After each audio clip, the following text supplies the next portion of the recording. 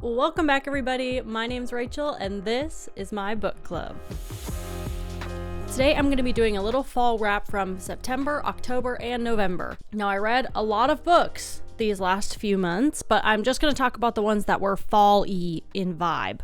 All right, so the first book I'm going to be talking about is Two Twisted Crowns by Rachel Gillig. Two Twisted Crowns is the second book in the One Dark Window duology, and I read One Dark Window over the summer, and I did really enjoy it. We're following Elspeth as she is trying to help cure the land of this magical blight. This series is super popular. I'm sure you've heard of it. The magic system, like I talked about with the first book, is really, really good. It's super unique, and it's written well, like it's very enjoyable. But the first book I was a little disappointed by. I think I just saw a lot of hype around it, so when I read it I liked it, but it just didn't wow me like I thought it was going to. Obviously I liked it enough that I did read the second book, and Two Twisted Crowns is amazing. I think I gave this 5 stars. If I didn't, I might change that. I thought this was like perfect. I think this duology in general has a really good kind of moody fairy tale aesthetic to it. You know, there's always talk about like the dark fog, and then Elspeth is being haunted by this nightmare. And the first book I think does a good job leading into the second book, and then the second book is where all of the story is, in my opinion.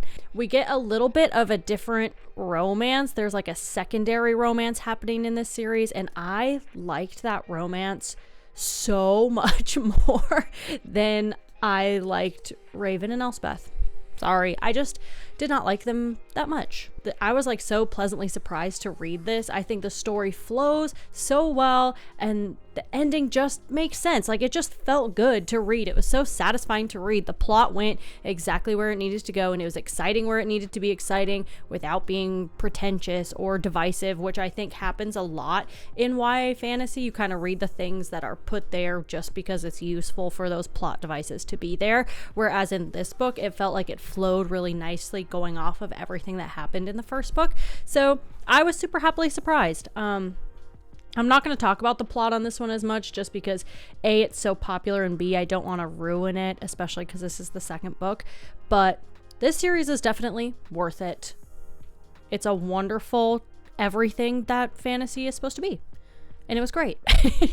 The second book I want to talk about is The Familiar by Leigh Bardugo. So this was released this year. In this book, we are following Lucia. She is gifted with what they call miracles. She is living in Spain during the era of the Inquisition. And so there's a lot of religious undertones in this book. Magic in this world is seen as, you know, like God-given miracles. We're following Lucia, and she is a scullion, and she is kind of trying to use these little miracles that she can do to kind of gain better favor with people in her city, like nearby. She gains the attention of a lot more influential people and the king, and she ends up joining this kind of tournament where you have these different magicians who are looking for a place in the king's court where they can use their miracles and obviously better their financial standing and influence, etc., etc. And the story begins with Lucia. She's granting these little miracles in hopes of keeping herself from essentially the bottom of the barrel. She is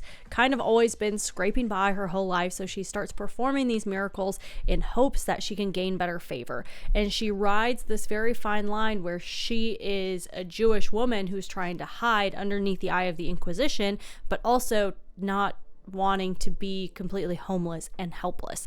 And so she slowly starts to gain more attention from people in her community, and soon she gains attention from people who work for the king and more powerful people in Madrid. And she becomes sponsored by this man, Don Victor, who wants to show her miracles to the king and his court in hopes of getting her a spot in the king's court, and also, of course, then bettering their positions for being associated with her and for sponsoring her. And in this tournament that she gets entered into with her sponsor, she begins training with this man, Centangle. Something that's really interesting about this story is it's not overly action-packed. And so this isn't like, you know, a Hunger Games or like a classic tournament style book that you would see with Magic where they're always fighting against each other and people are always dying. It's more of just watching Lucia go up against the odds and try to be the person that she wants to be, regardless of these situations that she keeps being put into. And the mood of this book is really interesting because, again, it's fairly slow, and that's probably the biggest complaint I've seen about it, is people don't like the pacing very much. But I think the mood is really powerful when you get to see Lucia, and then you get point of views from other female main characters as well, and you kind of get this point of view from the women who are used to being demeaned their whole lives, and Lucia as a scullion who's being used to being berated constantly until she's able to perform these miracles for the men in powerful positions. And that's where a lot of the meat of the story comes from, and how you learn to care about Lucia is being able to see how she has been kind of downtrodden on her whole life and why she wants to overcome that. And something I really love about Leigh Bardugo in her writing is that she does a really good job, and you'll see me talk about this later with one of my other books, is Leigh Bardugo does a great job writing angry characters who want revenge on the people who made them the way they are. She's really good at writing vengeful, morally gray characters who, in a way, are fairly selfish, but for all the right reasons, because the world has been against them their whole lives, and now you have this main character who's vengeful against the people that have been stepping on them their whole lives. In this book, it's Lucia. In Six of Crows, it's Kaz and the other crows. And then you have Ninth House, which I'll talk about later, where Alex is so angry. Leigh Bardugo does a great job writing characters who aren't just regular old heroes. They're pretty complex in a lot of ways, which makes the story that much more exciting, because you actually don't know where it's going to go, because the main characters are okay with doing things that are maybe not okay. So I really enjoyed this. I thought this was really good for fall. You know, again, the moodiness in this book was really, really cool. And then the kind of historical time period that this takes place in makes for a really interesting setting for a fantasy novel. And so I think I gave this 4 stars because, again, the pacing was kind of slow and it wasn't action-packed, but otherwise it was very good. Next up, we have None of This Is True by Lisa Jewell. I had this on my TBR for an insanely long time until I finally read it just a couple weeks ago. I'll just tell you now, I thought this book was gonna completely blow my mind, and I thought this was gonna be like the most insane, twisty thriller that I've ever read in my whole life, because every review I saw was like 5 stars, like, oh, how do I know what is true? This book was so insane and the twists were crazy, and I still am not even sure what happened. And so I thought this thing was going to be crazy. So I went into this with insanely high expectations, which I should know better than to do, but I did. Here we are following Alex and Josie. Alex is a podcaster, and she runs into Josie one day randomly, like out at dinner, where they realize they both have the same birthday. They introduce themselves to each other because they share a birthday, you know, ironic, haha, look at that, congrats.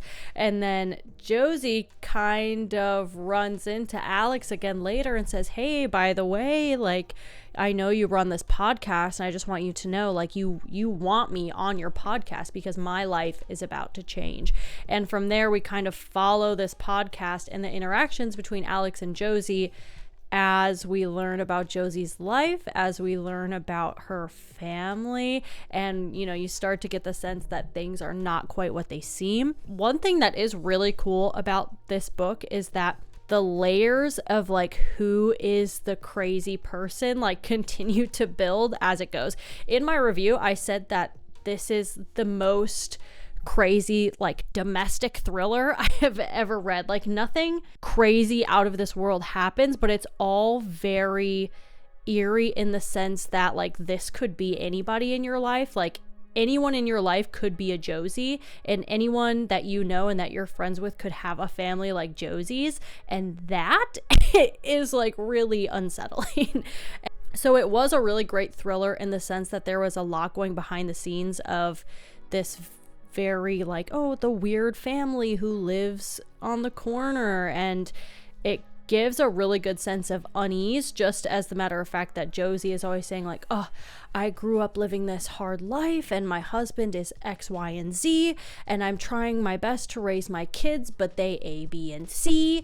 And so you kind of get, you know, Josie's view of her life, and you know that there's more going on kind of behind what she's saying. And then the whole book is Alex kind of figuring out what that is. And the twist at the end is very good. Like, it's a great twist. What a fun twist at the end of all of this. Like, to learn how deep all this stuff goes is so cool. But I just think I was a little overhyped. So instead of it being this really cool moment for me, I was just kind of waiting the whole time for it to happen. And so it didn't hit as hard, but only because I went in with too high of expectations. Otherwise, this is a really, really great thriller. Next, Fantasy: The Cruel Prince. I do feel like this gives good fall vibes. I don't know why. I couldn't tell you. It just kind of has that, dark fantasy-ish. It's like YA dark fantasy. Yeah, you've all read this. I know you've all read this. This is another one of those books where I'm just late to the game on it, but it was very fun. This was surprisingly good for YA fantasy. One of my biggest issues usually with books that are targeted towards a younger audience is they're often afraid to kind of go into more complex topics. Like, I really like political intrigue with fantasy just because there's always so much you can do with that, right? You can just invent new political structures and then create political drama from scratch, which is kind of fun. And normally YA fantasy books don't do that, but there is a good amount of political intrigue in here without being so out of your depth. Like, it's still very easy to read. There was some flaws, of course, right? There's some things where it's like, why would she be chosen to be a spy? She's just a girl. You know what I mean? Like, she has no training. They didn't even train her at all to be a spy. They're just like, here you go, be a spy. Have fun. Good luck. See you later. Meet us at this checkpoint, without giving her any sort of warning, which seems very silly. But other than that, the writing's really good. And I really liked that the romance aspect of it was not that big of a deal. When I was reading different summaries and reviews for this, I really thought the romance was going to be really heavy. I thought it was going to be like really heavy YA romantasy, which is fine. I would have enjoyed it either way, but I was pleasantly surprised at how much story there was to be read outside of the romance. I thought that was very nice because I was not expecting that. So, wonderful, easy read. Good. I know you've all read this, so I won't keep talking about it. Next is Ninth House by Leigh Bardugo. After reading this, I decided that Leigh Bardugo is in fact my favorite author. I just cannot not enjoy anything she writes. The only Leigh Bardugo book I've ever read that I did not thoroughly enjoy was Siege and Storm, the second book in Shadow and Bone. That book had second book syndrome bad. But other than that, I have thoroughly enjoyed everything Leigh Bardugo has ever written. Something about the way she writes her stories and the very fun and interesting and unique characters that she writes just speaks to my soul. I don't know. Something about the way she writes is just masterful. She is a wonderful storyteller. She has great characters. She always has such fun premises to all of her books. Okay. Anyway, now that moving on, the actual book, this book actually itself is a dark academia book. We are following Alex Stern, who is invited to Yale because of her very cool supernatural abilities. And she gets to join, of course, Yale's whatever underground magical cults, right? There's 9 of them, right? There's Ninth House. So there's 8 magical societies that each have specific kinds of magic that they're very good at. The 9th group is a very small group of magicians who are meant to oversee the practices of the other 8 houses to make sure that they don't do anything that they're not supposed to do. Surprise, they do lots of things that they are not supposed to do. And that is where a lot of this action comes from. And Alex, our protagonist, is essentially a very troubled young adult. Alex has had a crap life, to be honest, and now she's at Yale with all of these, uppity, wealthy, privileged kids who are practicing magic and taking advantage of it just because they can, whereas she sees the stuff through a different lens because she has seen how people take advantage of that kind of power and really turn it sour. And so she has a different perspective on a lot of these things than our other kind of protagonists and our other main characters that she's close with.